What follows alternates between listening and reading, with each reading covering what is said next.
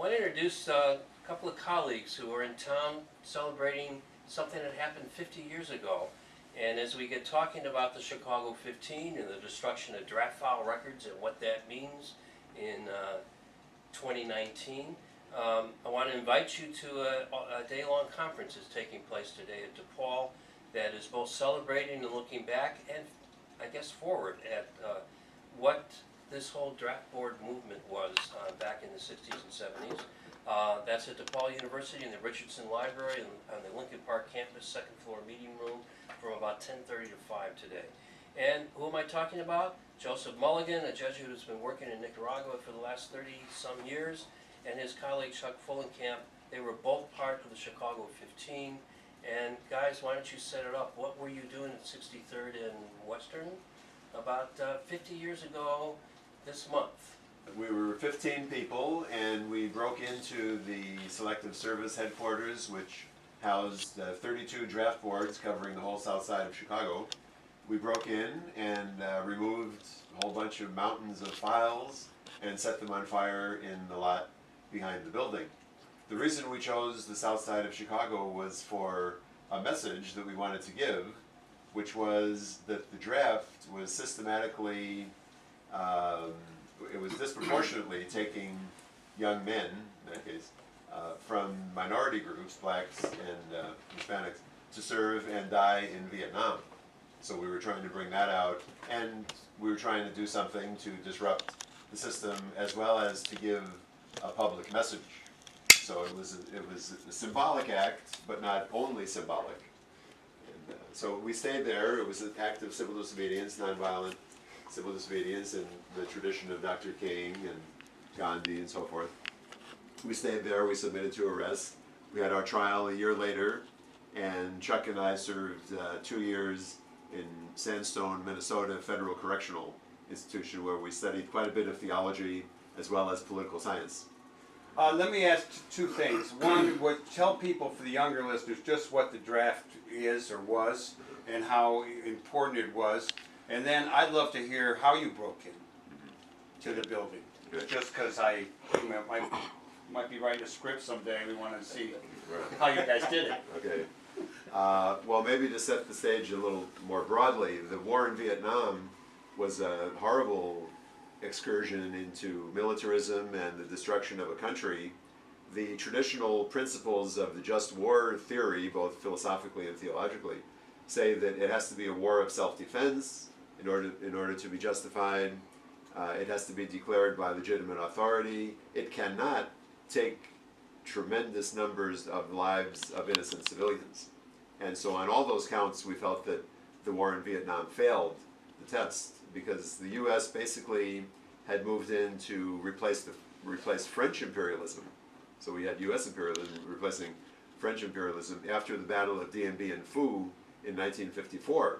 The U.S. got more and more involved, supporting a puppet regime, a capitalist, pro-business regime in South Vietnam, and then just got more and more involved, more and more lives of U.S. boys, being lost.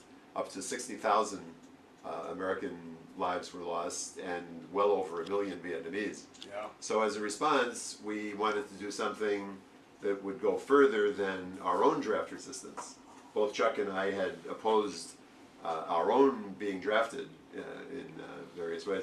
Then we decided to do this action, and as I said, we broke in to the building. We had rented an office, the Mount Carmel bookstore, in the building. The building was not a super secure military building by any means. It was a civilian building, a private building that the Selective Service system had rented some of the offices. We rented an office, so we had our people in the building during the night of May 24th over into May 25th, 1969. And so at one point, Chuck was inside there. I was outside in the car with the gasoline. And so they broke in and removed all the files, mountains of files, and we had a nice bonfire in the back and destroyed those files, paralyzing, at least suspending for 6 months, the functioning of those 32 draft boards, so they could not draft people during that time. Chuck, how did you end up in the south side of Chicago on that particular Saturday night, Sunday morning? What brought you to that particular point in time? You're not a Chicagoan. Yeah, I'm from South Dakota. I had been in seminary for high school and college, and so I didn't have to deal with the draft until my senior year in college. I decided to leave the seminary, and I realized that immediately I was losing my deferment as my ministerial exemption, and I had a deferment until the end of my college. But I had taken summer school classes. I only needed 3 credits for my last semester. But if I weren't going full time, I would have been drafted immediately. So taking a full course allowed me some time to think about what I was going to do. So the first thing I did was to inform my draft board that I was a Catholic. I believed in just war theory, and the war in Vietnam did not meet, as Joe explained, it was not a just war, so I couldn't participate. If they had another war, they could contact me, but I was resigning from their organization. I got an official letter back. There's no provision in Selective Service for resigning from the organization. So, so I continued to think about it, and I was a counselor in college gave me a book to read, which had bibliography that started with autobiography, Mohandas Gandhi, The Story of My Experiments with Truth.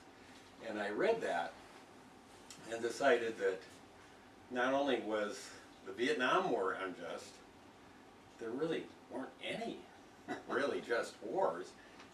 And to get an exemption for conscientious objection, you had to declare that you objected to war, quote unquote, war in any form, which previously I hadn't felt that way, but I could sincerely say that. And I went home at Easter time after spending an overnight at the right before Easter and on Holy Week at a retreat, thinking about this, deciding, oh, I can legitimately ask to be a conscientious objector. So I went home and told my father, I finally figured out what I'm going to do. I'm going to apply for CO. If I don't get it, I guess I go to prison. My father, World War II veteran of the Navy, just hung his head, turned around and walked out. Where did we go wrong? Oh, no. Later on, Did he come around? he came around. Good. So, I think a lot of us found that with our parents once they took part of the journey with us. So how did the peace community react to this action at that time? What you called your creative destruction. Our intention was that it would encourage further action, that it would encourage young men, since the draft was only for men, encourage young men to resist, to think seriously about the war. And we had committed an act which would result in our being imprisoned, and they would probably be imprisoned too if they resisted the draft, unless they got a conscientious objector exemption, as Chuck said. So we wanted to encourage that, and also to encourage other actions. We were out on bond for a year before the trial, which was here in Chicago in 1970, I think it was May of 1970. So during that time, I studied very little theology. In fact, I flunked miserably. I flunked a course, not the whole year, but I flunked a course on Matthew, St. Matthew. I had not done the work. We were going around, capitalizing, so to speak, on the moment, giving talks and seeing if people would be interested in doing that or similar kinds of things. So I would say the reaction was positive, and it encouraged people to do what they felt they really needed to do. Let me ask a question. Tom, you were involved in something like this. Was this before or after the action that Joe's talking about? The Four of Us action in Evanston in April '71 was a couple years after the Chicago 15, and we did take some cues from what you guys and gals did, including what didn't happen for you in the courtroom. One of your attorneys, Frank Oliver, was actually played a significant role in helping us form our defense strategy. I remember Frank. And it was interesting to use the expertise of an alleged Chicago mob attorney to develop our political strategy around a defense that might fly, because you certainly had difficulty putting the war on trial, Right. as I experienced it as a mere freshman and sophomore in college at that time. But Kent State happened in the middle of your trial, which was a radicalizing moment for many of us who had kind of bought the just war theory. Within 2 years, I know, of my being in college, my framework totally shifted and changed to the point of doing hunger fasts at Niles College, being in the college seminary myself.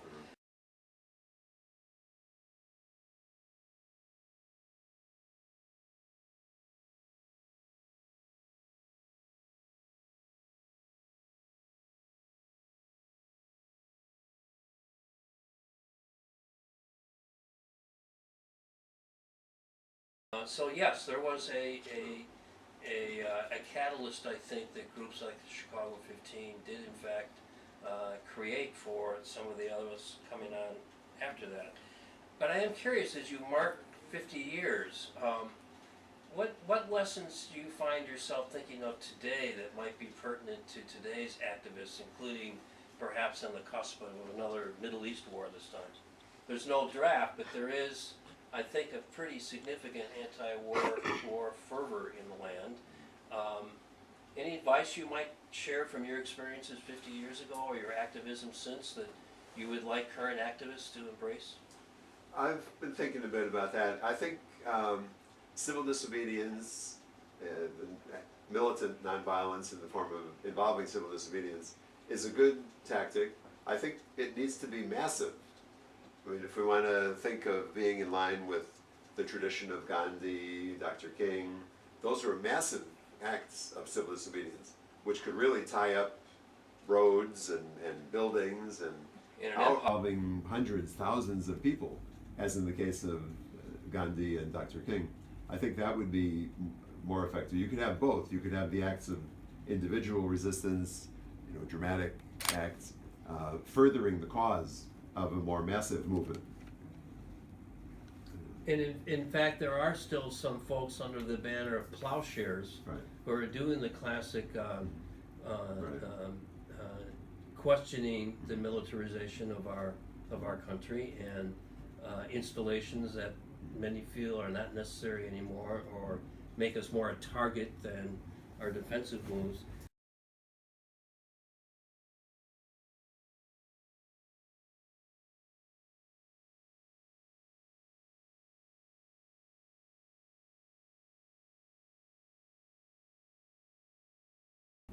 Chuck, what do you think activists might learn today from what you were doing 50 years ago or even since? I guess the support of a community is critical, and I had been in Milwaukee, and I actually started work as a conscientious objector doing alternate service. So instead of serving in the military, I was required to do 2 years of service as a conscientious objector, and I did that in Milwaukee with the Catholic Worker House there, and that was a community that was supportive. So I think developing a community, making connections with people that can support each other. So if someone does do some kind of activity that takes them into jail or prison for a while, there are people to support the family and maintain contact. I think developing community is really important. Let me ask, since you got your baptism, so to speak, when in the Chicago 15 destruction of draft files, where has life led you since then? What have you guys been involved with, and how does that relate to the general trend toward social justice? Well, I got more involved in the whole question of the general issue of U.S. foreign policy, and especially in what was called the Third World, Latin America in particular.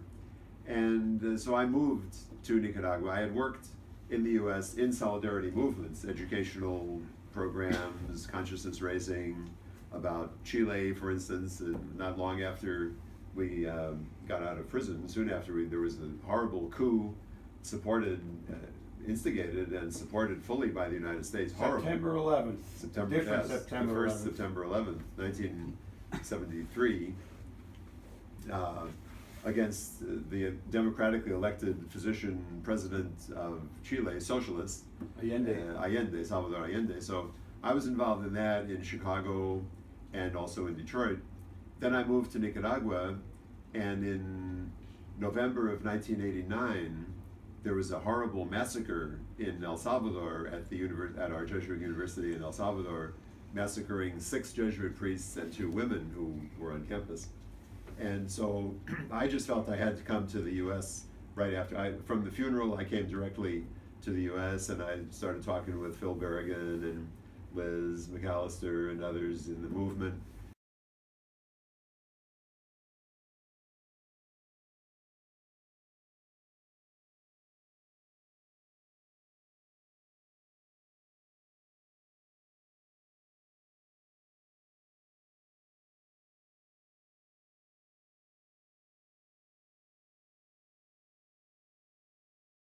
And we got an action going at the White House for, I believe it was January 5th, 1990, in which Phil and I threw some blood, which included some of the blood of the martyrs, on the front gate post of the White House. We didn't make a dash for the pillars. We had thought of that, but I think we would have been risking our lives in a serious way, or at least getting tackled roughly by the Secret Service.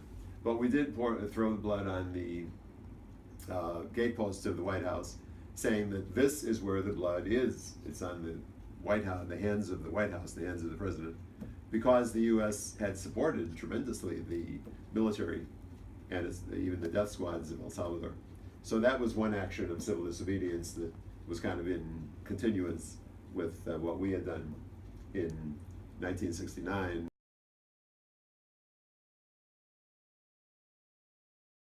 And then since then, I've done a few other actions. At the School of the Americas, I was involved in crossing the line, served 3 months in the Muskogee County Jail, which was a lot different from Sandstone, Minnesota. Is that in Oklahoma? Where we were.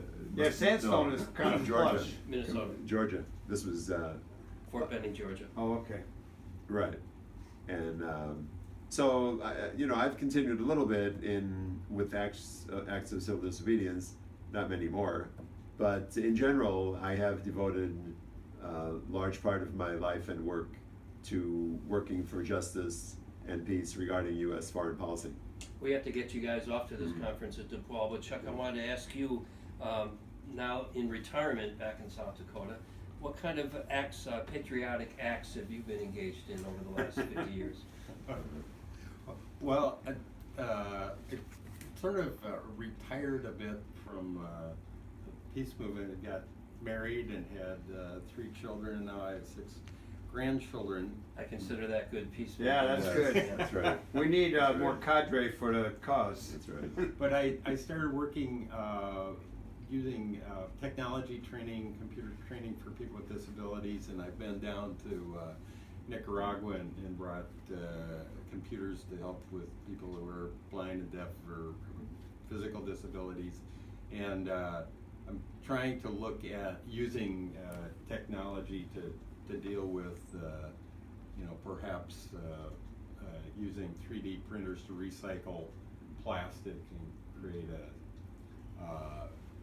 an economy to deal with some of the plastic that's Mucking up the oceans. Exactly. Yeah. It'd be great to have you back on to talk about your success with that kind of work in retirement.